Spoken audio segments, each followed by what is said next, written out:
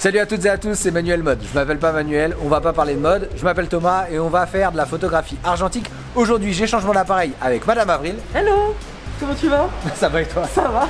Alors je t'ai rapporté mon Mamiya RB67. Et moi, je te prête mon Ricoh 35 ZF. C'est parti.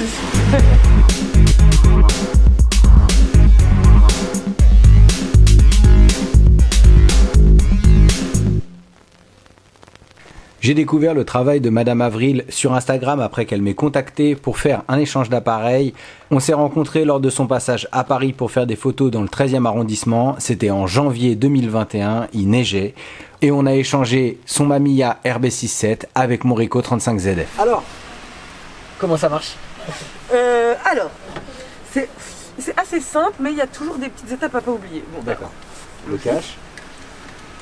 Ensuite, j'ai que le viseur poitrine, Ouais, j'ai pas de prise, il faut jamais oublier d'enlever ça. Ouais. Ensuite, tu vérifies que genre c'est tourné correctement, ça doit être un peu pareil sur ton 645. Exactement. Et après, le seul vraiment truc à pas oublier, c'est que quand tu charges, que si tu fais pas ça, tu peux pas aller à la vue suivante. Donc tu fais des expositions les unes par-dessus les autres. D'accord, ok. Et c'est vraiment le truc à pas oublier, parce que ça arrive tout le temps. Régulièrement. Tout le temps. Et quand tu as fini de prendre ta photo, t'appuies là, le miroir se relève, et voilà. Ça marche. Donc pour faire avancer, c'est là. Ouais. Et ça, c'est pour abaisser le miroir? Non, c'est pour recharger. Non, ça c'est pour recharger et ça c'est pour abaisser le miroir. En gros, tu vas voir quand tu prendras une photo, à la fin tu seras obligé de faire ça. Ok, ça marche. Et après voilà, tu n'oublies pas là et ça c'est parti. Ok. Et ouais, voilà, c'est tout. Au début, c'est un peu compliqué à s'habituer. C'est sur le... Non, ah oui, non, bah non, quand même, je t'ai pas expliqué un gros truc important. La mise au point, c'est avec le petit accordéon ici. Ouais, ça marche. Ça, je vois. Et c'est la seule chose à savoir parce que tu vois.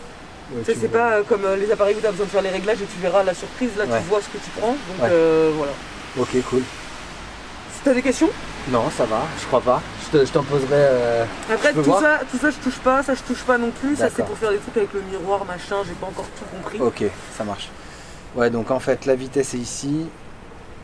Le diaph est là. Et ça, et bah, je sais. Et lui aussi, c'est... Ah oui, j'ai un truc de mise au point des deux côtés. C'est ça, ouais. Ah, c'est bien. Et en théorie, bon, ça, je sais pas trop si ça... Bon, t'as ça aussi. Oui, j'ai la loupe. Mais elle est très... Enfin, elle est pas terrible sur mon appareil. Ah, tu trouves qu'elle est jamais... Ah non, moi, j'aime pas du tout. Ok. Je sais pas, j'ai l'impression de voir plein de petits... Des taches? Ouais, plein de taches, ouais. Oui, tu vois mieux les taches qu'il y a déjà dans le... Voilà. C'est trop beau. Une petite voiture de propreté de Paris qui est passée, je l'ai vu dedans, j'ai trouvé ça trop beau. C'est cool. Mais vraiment, à chaque fois que je regarde, comme on dit, dans des dépolis, ils appellent ça, et ben, je trouve que la vie est trop belle. Ah, vraiment, ouais. Et au niveau du cadrage, c'est forcément dans les lignes. Alors en fait, oui, c'est forcément dans les lignes, mais le truc que je pense, soit c'est mon appareil qui a un souci, ou alors c'est moi qui ne sais pas comment faire, mais c'est qu'en théorie, RB ça veut dire rotative back, donc tu tournes le dos de manière un peu assistante, voilà, tu sais jamais dans quel sens. Ouais. Hop, et sauf que les lignes sont censées du coup changer de place, mais c'est pas le cas. Non, en fait, je pense que du coup, le cadrage, c'est les lignes, les deux lignes qui vont vers le haut, c'est pour ton portrait, et les deux lignes qui vont à l'horizontale, c'est pour le paysage. Ok. Tu vois, et comme c'est du 6-7, c'est pas du 6-6, ça peut pas être le carré du milieu. A priori, là, tu es en vertical, donc tu dois cadrer entre les deux lignes verticales. Et ce qui est à côté, c'est pas bon. Et quand tu seras en horizontal, ce sera comme ça. Bah, tu vois, c'est moi qui suis censé t'apprendre des trucs. T'inquiète. Non, mais après, c'est c'est mon instinct qui me dit ça. Non, mais t'as sans doute raison. Mais c'est 6-7, c'est 6 par 7. Donc c'est pas un carré. C'est vrai, trop bien. Oh là là. Et c'est un 50 mm. Ouais. Génial. Bon, le Ricoh 35 ZF est beaucoup plus petit. Ouais. Et beaucoup moins précis. Et tout est sur l'objectif, c'est-à-dire qu'en fait, tu as ton ouverture qui se règle ici, tu peux te mettre en auto si tu veux, et tu as ta vitesse qui se règle ici. Un peu comme le RB en fait, du coup, là tu vas de pause B si tu veux à un 500e. Voilà. Et ensuite, ta mise au point, elle se fait par cran. Enfin, c'est-à-dire que tu as un petit cran qui s'arrête. C'est le portrait. Oui. L'autre petit cran, c'est les photos de groupe avec des gens genre en pied. Et après, c'est le paysage, donc c'est l'infini. Ok. Et on voit. Non. Ok. C'est à toi d'évaluer à peu près à quelle distance t'es par rapport à ce que tu veux shooter. Ok. Et généralement, moi je te conseillerais de rester à 5-6 ou F8 là, vu la journée. Après sur les portraits, voilà, le minimum c'est 0,9, donc c'est à peu près 1 mètre. Donc tu peux pas faire des gros close-up, tu seras forcément flou. Ok, ça va. Et après le maximum c'est 5 mètres ou l'infini. Donc tu vois tout ce qui est entre les deux, entre 1,5 et 5 mètres, tu as le 3 mètres là qui est entre les deux. Voilà, c'est à toi d'évaluer, sinon tu charges, tu déclenches. Il est un petit peu capricieux là, il faut bien l'appuyer jusqu'à ce qu'il déclenche. Oh, tu vas galérer. Ah si.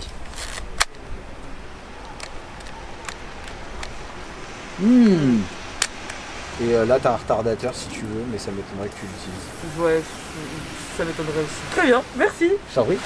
C'est quoi que tu m'as ramené? Du coup, je t'ai ramené de la Fomapan. Trop bien. Je suppose que ça se prononce comme ça, parce que c'est toujours à ma manière. Et du coup, t'en as déjà une dedans. Ok. Il te reste 5 poses. Ok. Et après, il y a celle-là. Il y a celle-ci. Nickel. Tu peux dire de la Foma. Ok. Les gens disent de la Foma.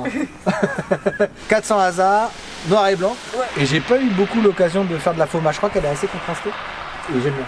Ok, bah cool. Je crois. Cool. Moi je t'ai ramené au choix couleur ou noir et blanc. Si tu veux faire du noir et blanc, une pellicule que moi j'ai jamais testée et que j'ai acheté pour mes soutiens Tipeee ce mois-ci. C'est de la Rétro 400S de chez Rolei. Ok. Voilà. Ouais, je pense que je vais partir là-dessus. Donc j'aime bien envie de faire du noir et blanc aussi. Et bah vas-y, le noir et blanc. Merci comme beaucoup. Ça, je te présente même pas les autres.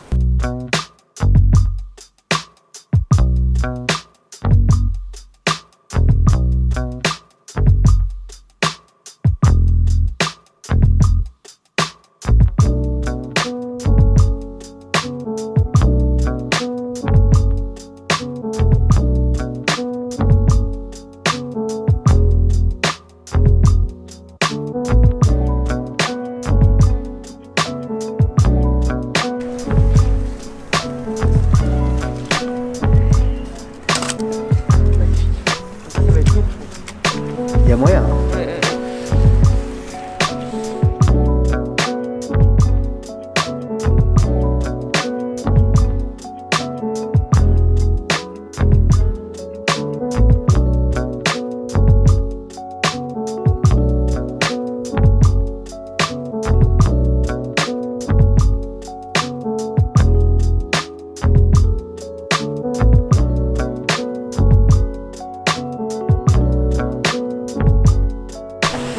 En fait, je l'ai pas trop la caméra de surveillance, je pense qu'elle sera sous ex. Mais qu'est-ce que je prends en photo? Bah, je sais pas comment t'expliquer. Je prends des lignes en photo.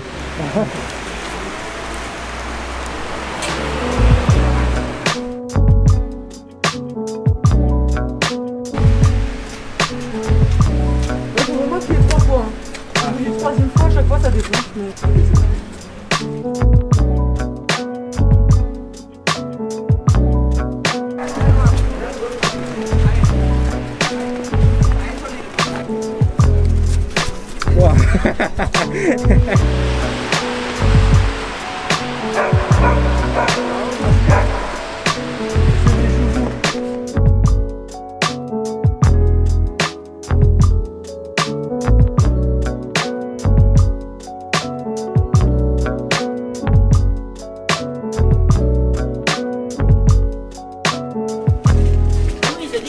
Ah mais non.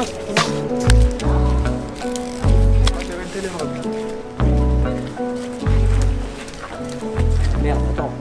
Il me refait le coup. Ah oui. C'est pour ça. C'est bon. Ça c'est la galère. Mais avant, il bloquait pas quand on... Yes. Superbe. Ça c'est bon.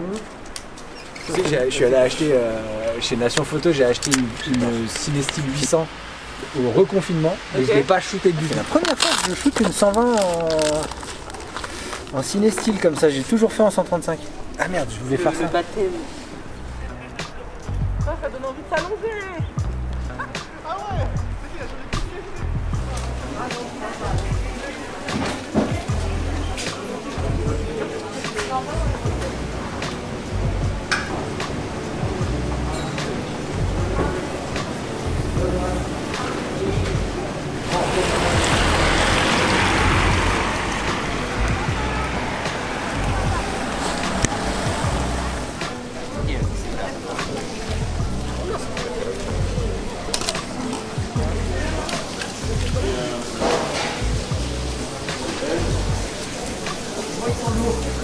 franchement, on fait beaucoup d'entertainment. Hein. Ah, mais c'est parce que t'es là, toi, que je vois rien. Ah, attends, je vois à l'envers maintenant. Ah, ok.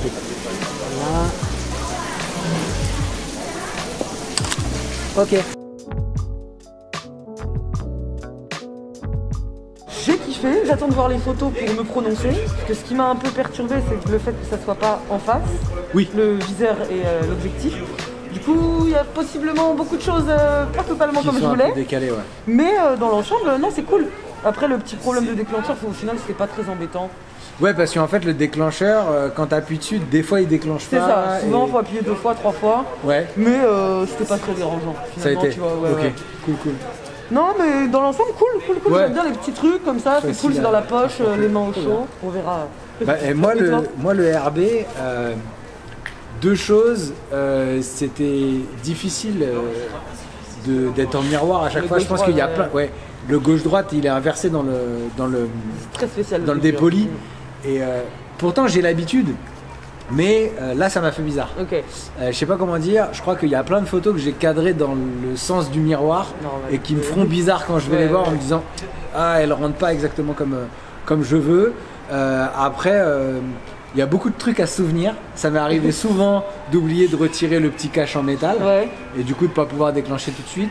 Mais ce que j'aime bien avec ces appareils-là, c'est que comme ils sont balèzes et que du coup ils me poussent à faire des photos plus posément que d'autres fois. Je me cale à un endroit, j'attends qu'il se passe un truc, je fais ma composition. Ouais, ça me trop cool. Ouais, ça me force vraiment à me poser et ça j'ai vachement apprécié. J'ai beaucoup apprécié shoot avec le 50 mm parce que par rapport au 80, bah, t'as vachement plus de recul.